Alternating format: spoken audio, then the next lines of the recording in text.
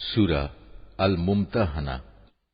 বিসমিল্লাহির রহমানির রহিম। রহমান রহিম আল্লাহ তাআলার নামে।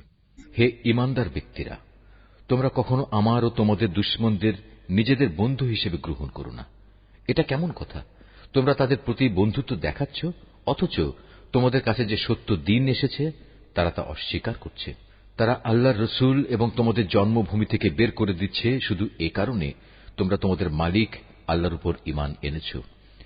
যদি তোমরা সত্যিই আমার পথে জিহাদ ও আমার সন্তুষ্টি অর্জনের লক্ষ্যে ঘরবাড়ি থেকে বেরিয়ে থাকো, তাহলে কিভাবে তোমরা চুপে চুপে তাদের সাথে আবার বন্ধুত্ব পাতাতে পারো? তোমরা যে কাজ গোপনে করো আর যে কাজ প্রকাশ্যে করো, আমি তা সম্যক অবগত আছি। তোমাদের মধ্যে যদি কেউ দুশমনদের সাথে গোপনে বন্ধুত্ব গড়ার এ কাজটি করে, তাহলে বুঝতে হবে সে দ্বীনের সরল পথ থেকে বিচ্যুত হয়ে গেছে। অথচ এরা যদি তোমাদের কাবু করতে পারে, তাহলে এরা তোমাদের শত্রুতে পরিণত হবে। শুধু তাই নয়, এরা নিজেদের হাত ও কথা দিয়ে তোমাদের অনিষ্ট সাধন করবে। আসলে এরা এটাই চায় যে তোমরাও তাদের মতো কাফের হয়ে যাও। কিয়ামতের দিন তোমাদের আত্মীয় স্বজন ও সন্তান সন্ততি তোমাদের কোনোই উপকারে আসবে না। সেদিন আল্লাহ তাআলা তোমাদের মাঝে বিচার ফয়সালা করে দেবেন। তোমরা যা করো আল্লাহ তাআলা তার সব কিছুই দেখেন। তোমাদের জন্য ইব্রাহিম ও তার অনুসারীদের ঘটনার মাঝে রয়েছে অনুকরণযোগ্য আদর্শ। যখন তারা তাদের জাতিকে বলেছিল, তোমাদের সাথে এবং তোমরা যাদের আল্লাহর বদলে উপাসনা করো তাদের সাথে আমাদের কোনোই সম্পর্ক নেই। আমরা তোমাদের এসব দেবতাদের অস্বীকার করি। আমাদের ও তোমাদের মাঝে এখন থেকে চিরদিনের জন্য এক শত্রুতা ও বিদ্বেষ শুরু হয়ে গেল, যতদিন তোমরা আল্লাহ তাআলাকে মাবুদ বলে স্বীকার না করবে। কিন্তু এ ব্যাপারে ইব্রাহিমের পিতার উদ্দেশ্যে বলা এই কথাটি ব্যতিক্রম।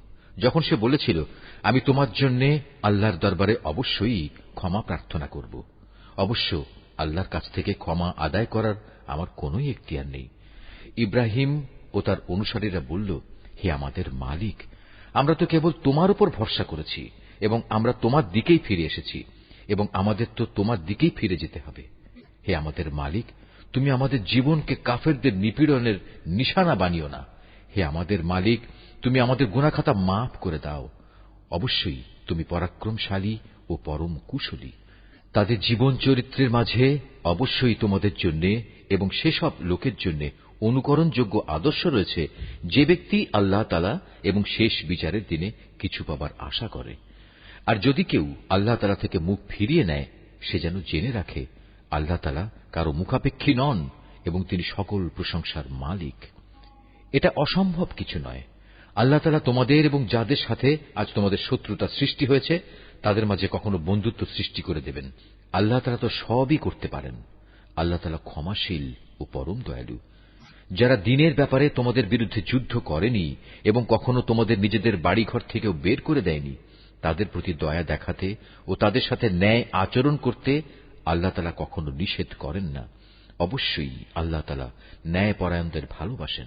আল্লাহ তাআলা কেবল তাদের সাথেই বন্ধুত্ব করতে নিষেধ করেন যারা দ্বীনের ব্যাপারে তোমাদের সাথে যুদ্ধ করেছে এবং একই কারণে তোমাদের ভিটে মাটি থেকে উচ্ছেদ করে দিয়েছে এবং তোমাদের উচ্ছেদ করার ব্যাপারে একে অন্যকে সাহায্য সহযোগিতা করেছে।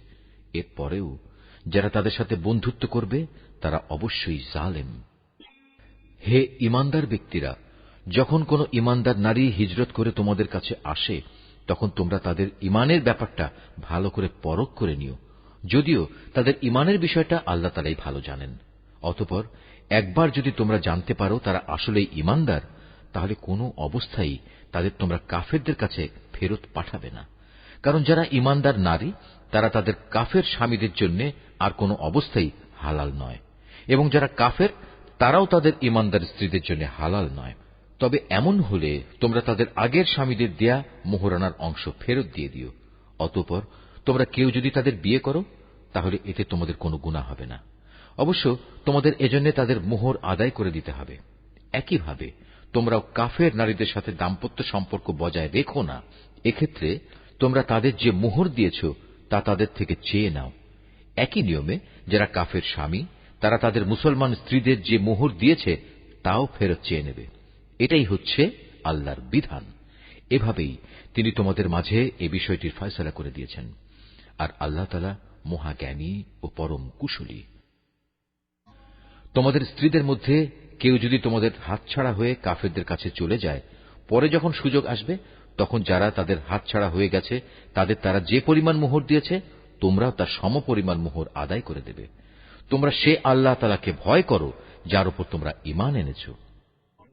হে নবী, যখন কোন ঈমানদার নারী তোমার কাছে আসবে এবং এই বলে তোমার কাছে আনুগত্যের শপথ করবে, তারা আল্লাহর সাথে কাউকে শরীক করবে না, চুরি করবে না, ব্যভিচার করবে না, নিজেদের সন্তানদের হত্যা করবে না, নিজ হাত ও নিজ পায়ের মাঝখান সংক্রান্ত বিষয় তথা অন্যের ঔরসজাত সন্তানকে নিজের স্বামীর বলে দাবি করার মারাত্মক অভিযোগে অভিযুক্ত হয়ে আসবে না এবং কোন সৎ কাজে তোমার নাফরমানি করবে না। তাহলে তুমি তাদের আনুগত্য গ্রহণ করো এবং তাদের আগের কার্যকলাপের জন্য আল্লাহর কাছে ক্ষমা প্রার্থনা করো। আল্লাহ তাআলা অবশ্যই ক্ষমাশীল ও পরম দয়ালু। হে ঈমানদার ব্যক্তিরা, আল্লাহ তাআলা যে জাতির উপর গজব দিয়েছেন তাদের সাথে বন্ধুত্ব করো না। তারা তো শেষ বিচারের দিন সম্পর্কে সেভাবেই নিরাশ হয়ে পড়েছে যেমনি ভাবে কাফেররা তাদের কবরের সাথীদের ব্যাপারে হতাশ হয়ে গেছে।